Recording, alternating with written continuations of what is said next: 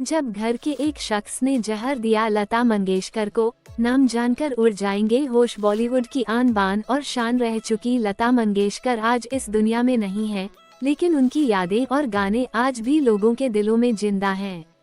उनके निधन के बाद उनके जीवन के कई पहलू सामने आए और उनमें से सबसे चौंकाने वाली बात ये थी कि उन्हें उनके घर में कोई धीरे धीरे जहर देकर मारने की कोशिश कर रहा था।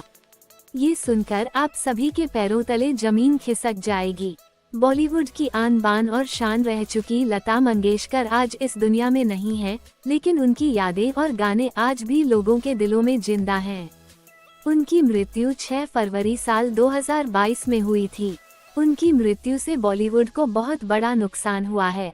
लता मंगेशकर को स्वर कोकिला के रूप में भी जाना जाता है। उनकी आवाज उनकी पहचान थी। हर सिंगर उनकी जैसी आवाज निकालने की कोशिश करता है, लेकिन कोई भी सिंगर लता जैसी आवाज में गाना नहीं गा सकता। जहर देकर मारने की कोशिश की थी। एक बार एक इंटरव्यू के दौरान लता मंगेशकर ने कहा था, मेरी आवाज ही पहचान है, और वो कितनी सही थी। लता मंगेशकर के गाने हमारे दिलों में आज भी जिंदा हैं, और इसमें कोई संदेह नहीं है कि हम लता मंगेशकर के निधन से कभी उबर पाएंगे। उनके निधन के बाद उनके जीवन के कई पहलू सामने आए और उनमें से सबसे चौंकाने वाली बात ये थी कि उन्हें उनके घर में कोई धीरे धीरे जहर देकर मारने की कोशिश कर रहा था। ये सुनकर आप सभी के पैरों तले जमीन खिसक जाएगी। हरे रंग की उल्टी होती थी। लता मंगेशकर ने बताया था कि एक दिन मेरे पेट में बहुत दर्द होने लगा और फिर मैंने उल्टी करना शुरू कर दिया, जिसे देखकर मैं काफी डर गई क्योंकि मेरी उल्टी हरे रंग की थी। जब डॉक्टर आए और वो एक्सरे मशीन भी घर ले आए, क्योंकि मैं उस वक्त चल नहीं सकती थी।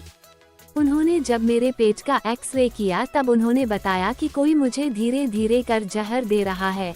ऐसे में लता मंगेशकर और उनकी बहन उषा मंगेशकर को अपने नौकर पर शक हुआ, तो उन्होंने नौकर को कहा कि लता दीदी के लिए कुछ भी न बनाए और वो उनके खाने पीने का खुद ध्यान रखेंगी।